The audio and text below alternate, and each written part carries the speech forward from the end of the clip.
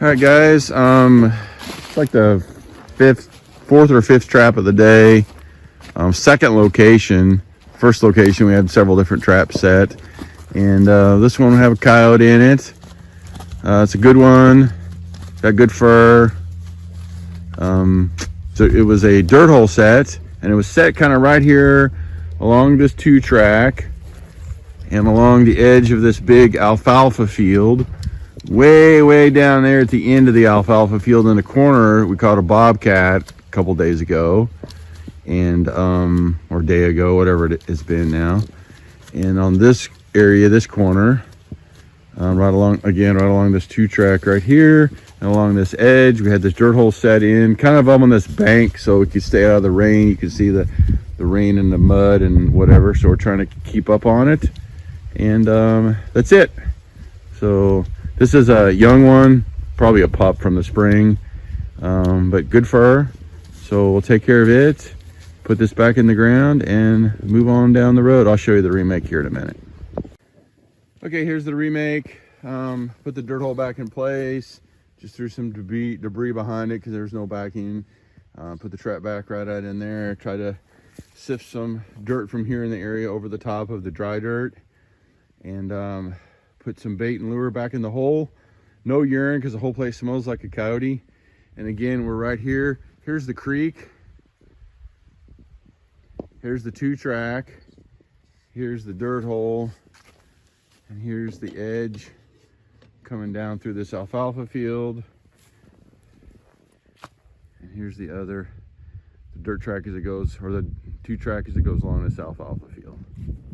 So we'll let this ride, and hopefully we'll catch another one. That was a young female, by the way, which is kind of what I expected. That's how she was acting, which is really good because she's left all kinds of scent. And this any male coyote that comes by here should be totally attracted to that because of the female scent, because it's getting close to breeding season and they'll be pairing up. So this should be even better now. All right, guys. I think it's important to constantly be putting fresh sets in on properties and on your line. So we haven't put any sets in the last couple days on this bigger property, but what I noticed is we're driving down through here, driving through this 2-track. We caught a coyote down at the end there where it makes the turn and goes that way. You got this bean field here, and this bean field here, and then you got a hay field here, and you got this crop change in this edge, and then you got a edge here between the cornfield and here, and the Athena actually comes over here right away and starts peeing on this piece of bean that's right here, and you can see the scratching right here. That's from a coyote. In fact, you can see right there's a coyote track, and Athena came over here and immediately started basically showing me this, and I think that right there is just a scratch where the coyote scratched. And then there's some scat right here. There's also some scat right there at the top of that little hump. You can see there's a little hump in the 2-track right there. So what we did is we went ahead and put a fresh set right here. Went ahead and put a flat set in here because farther down there, we got 2 sets around that corner, and they're both big fancy dirt holes. So what we did here was just put a little flat set in. This little piece of log was already here, so I just set it up on a little rock, so we got a little up off the ground a little bit. We used some scat that was already here and put a flat set in there. Put a little red fox urine on that log, a little Violator 7 on that log, and that's it. Put the trap in. We're literally, you know what, 2.5 feet off of the 2-track. So any critter is going to come by here. We also are playing the wind, so any critter is going to smell this, especially as they're coming down this edge, coming up this 2-track, or coming from this edge. And hopefully we're going to have a coyote right here in the next day or so. All right, guys, I guess I'll show you this video today. I haven't been showing these lately because we're catching so many possums. But this was a flat set along this 2-track. There's a fence here. We cannot trap on the other side of the fence. There's these little cutouts kind of in here, and there's also kind of an old ATV trail that kind of goes down that way a little bit. So there's kind of a rough intersection right here, and we've got a flat set in here, and haven't really had any action at it, to be quite honest. until today. But this is a big old fat possum, so it's a good nest eater to get out of here. But I think this is the 1,000,001 possum. So we'll chuck that up as another possum to get out of the nest eating community. All right, guys, something I wanted to share with you about this catch on this possum. I've had this happen once before, so this is the second time. If you look, there's his front paws, there's his rear paw, there's other paws down there. How he is actually caught is by the tail. So here is his tail. The MB550 has him. His tail is completely in the MB. It's caught up there, and it's caught right there. And that's how we have this particular possum. He was caught by his tail, not by a front leg or a back leg, but by his tail. Second possum I've caught this way. I've seen plenty of trap beds where you can see that a possum has been there because they leave their little tail behind. They're always dragging their tail, and you can see where it's, you know, through the dirt of where the trap bed is, where it's clearly a possum that's been there and left a little swirl of the tail. In this particular case, that MB caught his tail, so we have this possum by his tail. All right, this flat set's back in place. We moved a little piece of grass that I dug out from over there, put it right here because the backing was destroyed, and I just used all the grass that possum had dug up just to cover up the blood and stuff in the back, and put a little punch hole on each side like I like to do. Put a little bit of lure on the back, a little bit of lure there, a little bit of lure there, and that's it. Traps right here, and that's it. I mean, we're literally like right off of, you can see kind of where we are. Here is the 2-track, and there's the flat set. We're literally right off this 2-track. So any critter that's coming by there, especially a canine, is going to be able to see this, smell this, and come over here and try to figure out what's happening. All right, guys, here's another flat set that we have set in here, and we're on this intersection right here where these roads come together, and you can see the traps pulled out of the bed.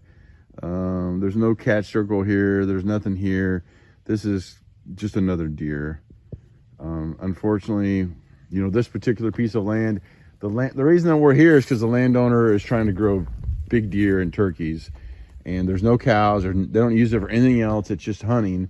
And of course, there's lots of deer here. There's lots of food plots, and this is just part of what you're going to get into. So we're going to fix this and put it back in the ground.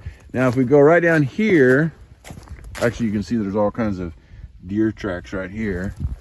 If we go down here, just a little bit farther down this road, this is the trap that we caught the big white dog in a couple days ago or whenever it was. And then one day it was also set off by a deer. So this trap right here, we've had a hard time keeping it in the ground to catch critters because the deer and somebody's dog got in it. But when I was driving by it just a minute ago, it was not messed with. But if you look right there, thank goodness it stepped just to the other side of the pan, but that's clearly a deer. I fixed this trap yesterday where a deer was in it, and now another one, thank goodness, missed it. But it's just part of the business when it comes to, you know, trapping where there's a lot of deer, is they're just going to get in your sets from time to time, and there's nothing you're going to be able to do about it. Hey guys, so here's another trap that's been sprung. It's pulled out.